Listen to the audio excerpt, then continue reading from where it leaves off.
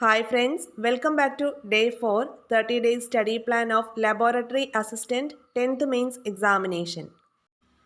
പഠനം എങ്ങനെ പോകുന്നു എന്ന കാര്യം കമൻസിലൂടെ രേഖപ്പെടുത്തുക. അങ്ങനെ നിങ്ങൾ ചെയ്യുമ്പോൾ അത് നമുക്ക് എല്ലാവർക്കും ഒരു പോസിറ്റീവായിട്ടുള്ള ഒരു കോമ്പറ്റീഷനാണ് ഉണ്ടാവുന്നത്. ആ കുട്ടി അത്രയും പഠിച്ചു, ഞാൻ അത്രയും പഠിച്ചില്ലല്ലോ, എനിക്കും അത്രയും പഠിക്കണമല്ലോ, അങ്ങനെ ഒരു നല്ല ചിന്താഗതി. എല്ലാവരും അങ്ങനെ പഠിക്കുന്ന കാണുമ്പോൾ നമ്മൾക്കൊരു സെൽഫ് ബൂസ്റ്റിംഗ് ആണ് അതല്ലേ. എനിക്കും അത്രയും കൂടി പഠിക്കണം, ഞാനും അത് കവർ ചെയ്തില്ല, എനിക്കത് കവർ ചെയ്യണം എന്നുള്ള ഒരു എനർജി നമ്മളുടെ ഉള്ളിലുണ്ടാവും. അപ്പോൾ സെക്രട്ടേറിയറ്റ് OA എക്സാമിന് നമുക്ക് സംഭവിച്ച എല്ലാ അപാകതകളെയും നെഗറ്റീവുകളൊക്കെ ഒരുപാട് വന്നു എന്ന് എല്ലാവരും പറയുന്നുണ്ട്. അപ്പോൾ ആ എല്ലാ പഴുതും അടച്ചുകൊണ്ട് നല്ല രീതിയിൽ ലബോറട്ടറി അസിസ്റ്റൻ്റ് എക്സാം എഴുതാൻ വേണ്ടിയിട്ട് നമ്മളുടെ 100% എഫേർട്ട് എടുക്കേണ്ട ദിവസങ്ങളാണിത്. ഈ 26 ദിവസം കഴിഞ്ഞ് നമ്മൾ അയ്യോ അന്ന് ഞാൻ കുറച്ചുകൂടി പഠിച്ചിരുന്നെങ്കിൽ എനിക്ക് ഇത്ര നെഗറ്റീവ് വരില്ലായിരുന്നു, അല്ലെങ്കിൽ ഈ ചോദ്യം എനിക്ക് അറ്റൻഡ് ചെയ്യാമായിരുന്നു എന്നൊരു ചിന്ത നമ്മളുടെ ഉള്ളിൽ വരാതിരിക്കാൻ മാക്സിമം എഫേർട്ട് എടുത്ത് പഠിക്കേണ്ട ദിവസങ്ങളാണ് നമ്മുടെ മുന്നിലൂടെ കടന്നു പോയിക്കൊണ്ടിരിക്കുന്നത്. ടൈം ടേബിൾ ഡേ 4 ആണ് നമുക്ക് നാളെ പഠിക്കാനുള്ളത് അല്ലേ. ഡേ 4 ആണ് നമ്മളുടെ നാളത്തെ ദിവസം. ആ ദിവസം എന്തെല്ലാം കാര്യങ്ങൾ പഠിക്കണമെന്നതിനെക്കുറിച്ച് നോക്കാം. മാത്സ് നിങ്ങൾ റിവിഷനാണ് ചെയ്യേണ്ടത്. അതായത് ഡേ 1 മുതൽ ഡേ 3 വരെ പഠിച്ച ടോപ്പിക്ക് ഏതൊക്കെയാണ്? സംഖ്യകളും അടിസ്ഥാന ക്രിയകളും, പിന്നെ ഭിന്നസംഖ്യകൾ, ശതമാനം, ഈ 3 ടോപ്പിക്ക് റിവൈസ് ചെയ്യുക കേട്ടോ. ഇംഗ്ലീഷ് റിപ്പോർട്ടഡ് സ്പീച്ച് അതിൻ്റെ റൂൾസ് എല്ലാം പഠിക്കുക. അതുപോലെ PYQs സോൾവ് ചെയ്തിട്ട് തന്നെ റൂൾസ് പഠിക്കുക. ക്ലിയർ അല്ലേ? പിന്നെ മലയാളം പദശുദ്ധി PYQ വെച്ച് തന്നെ പഠിക്കുക. പദശുദ്ധി പഠിക്കാൻ വേണ്ടിയിട്ട് ഡിക്റ്റേഷൻ മെത്തേഡ് നിങ്ങൾക്ക് യൂസ് ചെയ്യാം. ഒരാൾ ഡിക്റ്റേഷൻ ഇടാനുണ്ടെന്നുണ്ടെങ്കിൽ നമുക്കത് നല്ലതാണ്. അതല്ലാന്നുണ്ടെങ്കിൽ ഒരു 10 വാക്ക് നമ്മൾ തന്നെ നമ്മുടെ ഫോണിൽ റെക്കോർഡ് ചെയ്ത് വെച്ചിട്ട് അത് പ്ലേ ചെയ്യുക, എഴുതി നോക്കുക. അപ്പോൾ ഈ തെറ്റുന്ന വാക്ക് ഒരു 10 പ്രാവശ്യം എഴുതി പഠിക്കാം. അങ്ങനെ ആകുമ്പോൾ അത് നമ്മുടെ മനസ്സിലങ്ങ് പതിയും. പിന്നെ current affairs April 2025 current affairs ആണ് പഠിക്കേണ്ടത്. ഏപ്രിൽ മാസം വരെയുള്ള കറണ്ട് അഫയേഴ്സ് നമ്മൾ പഠിക്കണം കേട്ടോ.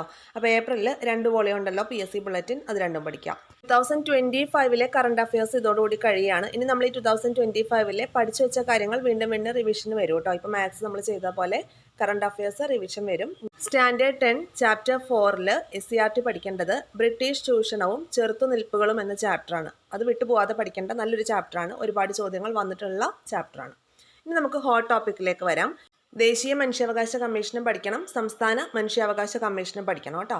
അതുപോലെ പോക്സോ ആക്ട് 2012 അതും വൃത്തിയായിട്ട് പഠിച്ചു വയ്ക്കുക. സുപ്രധാന നിയമങ്ങൾ എന്ന ഭാഗത്ത് വരുന്ന ഈ ആക്ടുകളും നിയമങ്ങളും ഒക്കെ ഉണ്ടല്ലോ, അത് നമ്മൾ നല്ല വൃത്തിയായിട്ട് പഠിച്ചു വയ്ക്കണം. അതിന് നമുക്ക് 5 മാർക്ക് എന്തായാലും കിട്ടും.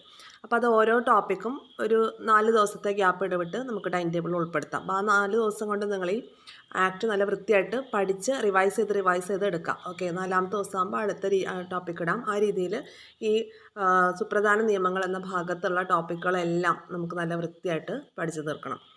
2024 കുറച്ച് കറണ്ട് അഫെയർ ഫാക്ട്സ് ആണ്. ചന്ദ്രയാൻ 3, അതോടൊപ്പം ചന്ദ്രയാൻ 1ഉം 2ഉം കൂടെ ഒന്ന് നോക്കി വെക്കണം കേട്ടോ. Aditya L1, Gaganyaan, Mangalyaan, space docking experiment, ഇത് ഇത്രയും വൃത്തിയായിട്ട് പഠിക്കുക. ഹോട്ട് ടോപ്പിക്സ് എല്ലാം ഒരുപാട് നിങ്ങൾ അറിയാലോ, നമ്മുടെ സെക്രട്ടേറിയറ്റ് അസിസ്റ്റൻ്റ് എക്സാമിനടക്കം ചോദിച്ച ഭാഗങ്ങളാണ് അല്ലേ. മനുഷ്യാവകാശ കമ്മീഷൻ, പോക്സോ ആക്ട് കുറച്ച് ഡീറ്റെയിൽ ആയിട്ട് ആക്ടുകളെല്ലാം പഠിക്കുമ്പോൾ നമ്മൾ കുറച്ച് ഡീറ്റെയിൽ ആയിട്ട് തന്നെ പഠിക്കുക കേട്ടോ. കാരണം ഇപ്രാവശ്യത്തെ സെക്രട്ടേറിയറ്റ് OAയുടെ എക്സാമിൻ്റെ ക്വസ്റ്റ്യൻ കണ്ടല്ലോ, സ്റ്റേറ്റ്മെൻറ്റ് 4 തന്നപ്പോൾ നമുക്ക് തന്നെ കൺഫ്യൂഷനാണ് അതിലേതാണ് ആൻസറായിട്ട് വരിക. നമുക്ക് വളരെ കൺഫ്യൂഷൻ അടിച്ചൊരു ക്വസ്റ്റ്യൻ ആയിരുന്നു അത്. അപ്പോൾ അതൊന്ന് ശ്രദ്ധിക്കുക. പിന്നെ ചന്ദ്രയാൻ 1, 2, 3 1ഉം 2ഉം ജസ്റ്റ് ഓടിച്ചു വിട്ട് നോക്കുക. 3 നിർബന്ധമായിട്ടും ഡീറ്റെയിൽ ആയിട്ട് പഠിക്കുക. Aditya L1, Gaganyaan, Mangalyaan, space docking experiment detail ആയിട്ട് തന്നെ പഠിക്കുക. ഇത്രയും കാര്യങ്ങളാണ് ഡേ 4 നമുക്ക് പഠിക്കാനുള്ളത്. ഞാൻ പറഞ്ഞ കാര്യം നിങ്ങൾ സീരിയസ് ആയിട്ട് തന്നെ എടുക്കുക. നിങ്ങളുടെ പഠന പുരോഗതി ഓരോ ദിവസവും കമൻറ്റ് ബോക്സിൽ അറിയിക്കാനായിട്ട് ശ്രമിക്കുക കേട്ടോ. പിന്നെ അതുപോലെ നമ്മളുടെ ഫ്രണ്ട്സിലേക്ക്, ലാബ് അസിസ്റ്റൻറ്റിനെ പ്രിപ്പയർ ചെയ്യുന്ന നിങ്ങളുടെ ഫ്രണ്ട്സിലേക്ക് കൂടി നമ്മളുടെ ചാനലൊന്ന് എത്തിക്കാനായിട്ട് ശ്രമിക്കുക. അതുപോലെ സബ്സ്ക്രൈബ് ചെയ്ത് കാണാത്തവർ സബ്സ്ക്രൈബ് ചെയ്തിട്ട് കാണുക കേട്ടോ. നോട്ടിഫിക്കേഷൻ ലഭിക്കാനായിട്ട് ബെൽ ഐക്കൺ ഇനേബിൾ ചെയ്ത് വെക്കാനായിട്ട് വിട്ടുപോകണ്ട. അപ്പോൾ thank you all, have A nice day.